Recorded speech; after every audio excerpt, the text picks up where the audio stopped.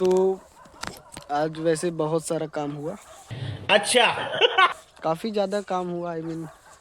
घर का भी बहुत काम हुआ और क्लास 11th बीता। मैं आज क्लास 11th बीत गया। आज मेरे स्कूल का लास्ट डे था क्लास 11th का। क्या बात कर रहे हैं? अब इसके बाद जो है कि हमारा पेपर वगैरह है, तो पेपर है वैसे क्या ही क्या है। और क्लास 11th की जर्नी के बारे में बताएं तो भाई साहब वो अलग भौकाल था। आई मीन खेत में अभी पानी लगाया था, हो रहा है खेत। और उसके बाद अगर हम देखें तो अब जो भी कुछ हुआ क्लास 11th यूँ भी था कि क्लास 10th हमारा यहाँ था, तो क्लास जो 11th है वो हमारा यहाँ है। क्लास 10th और 11th का ना CBSE बोर्ड का अजीब है कि हमारा जो है आपका पैटर्न पैटर्न कभी मैच ही नहीं करता। पैटर्न तो है बट लेवल उसका यार गुरु ने एकदम अलग है।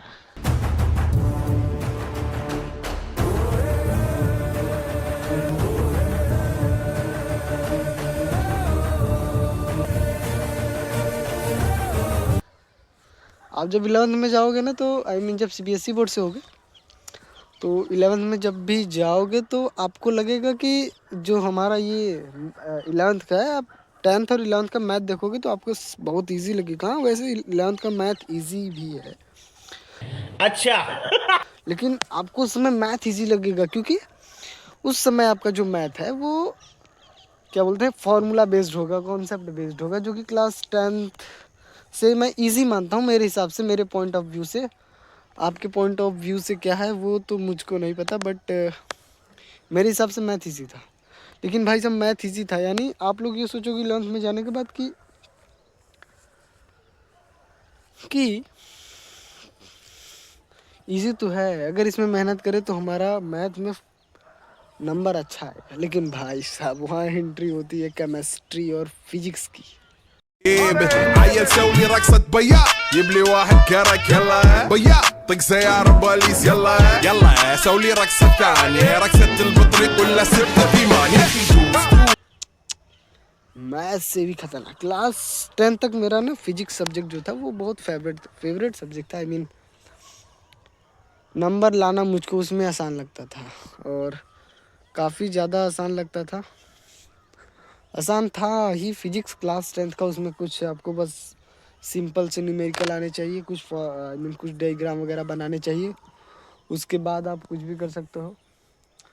आप लोग सोच रहे होगा कि मैं खेत में आया हूँ, तो इस समय खेत बना खेत में पानी वगैरह मैं भर रहा था।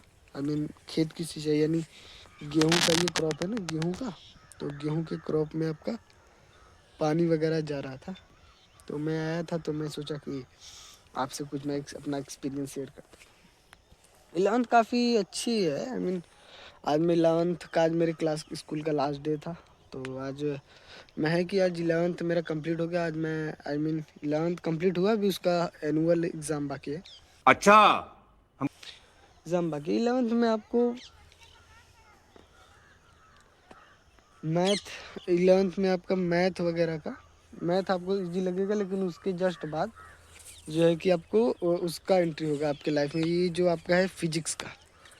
भाई साहब जैसे फिजिक्स का एंट्री होगा ना गुरु, क्या ही कहें। फिजिक्स का एंट्री होगा, लेकिन जैसे ही आपका फिजिक्स का एंट्री होता है आपके लाइफ में, तब फिजिक्स के आपके लाइफ में जैसे ही एंट्री होता है,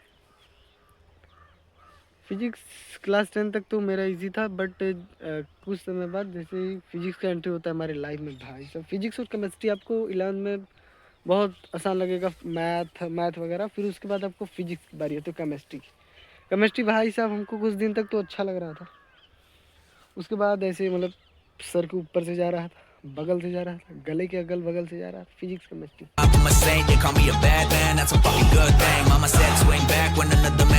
इजी था उसमें कॉन्सेप्ट। आपको देखो भाई स्कूल में आपको स्कूल में नंबर लाना है, फिजिक्स में आप डेरिवेशन रटिए, और केमिस्ट्री की बात आई तो भाई साहब उसमें न्यूमेरिकल और थोड़ा थ्योरी पढ़ लीजिए। न्यूमेरिकल क्लास 11 में बहुत इंपॉर्टेंट होते क्लास 11 और 12th के पॉइंट ऑफ व्यू से। और उसके बाद मैथ की तो कहानी मैंने आपको बताई थी। और रहती भाई क्लास में केमिस्ट्री का पीरियड तो बड़ा ही जल्दी बैठता था, लेकिन जब फिजिक्स और मैथ की बारी आती थी तो भाई साहब बहुत आराम आराम से, मतलब ऐसा लग रहा है ना कछुए पे बैठ करके ना तब पीरियड जाया जा रहा है। फिजिक्स मैथ एक दिन में 2 पीरियड होता था। क्या बात कर रहे हैं? हम लोग सोचते थे बस कैसे डाक जाए पीरियड भाई साहब, मतलब कैसे भी डाक जाए, ये हम ही नहीं पूरा हमारा जो पूरा जो सर्कल था वो पूरे सर्कल का यही हाल था। और फिजिक्स वाले सर थे, उनका कुशाल सर नाम था। फिजिक्स के अच्छे टीचर हैं, टीचर अच्छे हैं, थोड़ा हंसमुख टाइप में है।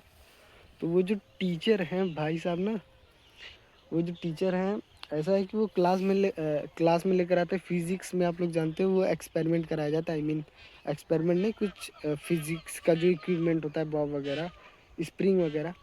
एक बार सर लाए थे क्लास में और बोले कि मैं तुमको स्प्रिंग वाला वेव कैसे ट्रांसफ़र करता है वो मैं दिखा रहा हूँ।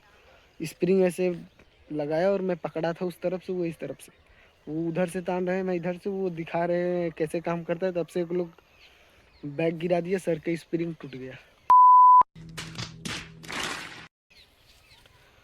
सर ने जाते जाते बहुत कुछ बोला और उसके बाद आज लास्ट डे था तो सर बता रहे तुम लोगों के क्लास में तुम लोग इतने खतरनाक व्यक्ति हो कि अगर हम तुम्हारे क्लास में अगर एक्सपेरिमेंट कराएं तो सिलेबस से पहले हमारा इक्विपमेंट टूट जाएगा।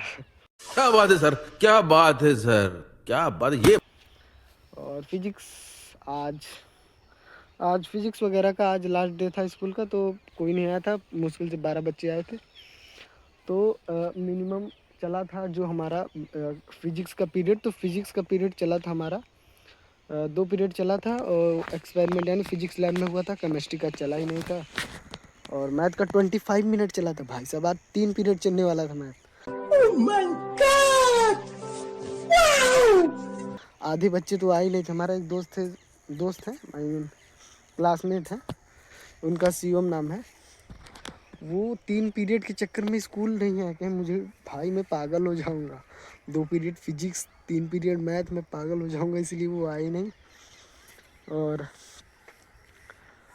पीरियड बीता, हम लोग क्लास में आज बकैती हो रही थी भाई साहब। लेकिन फिजिक्स का तो बढ़िया था भाई साहब। सर बोल रहे थे तुम लोगों क्लास में सिलेबस से पहले हमारा इक्विपमेंट ख़त्म हो जाता है, तो भले तुम लोगों को ना आए वो बात अलग है। बवाल ये है नरसंहार, लक्ष्य को चिरे हर अक्षर बान, छोड़ा तेरे पीछे। लेकिन फिजिक्स वाले सर भाई साहब रोस्ट बहुत करते थे, टीचर अच्छे हैं। और केमिस्ट्री वाले सर तो भाई साहब वो डेंजर आदमी हैं।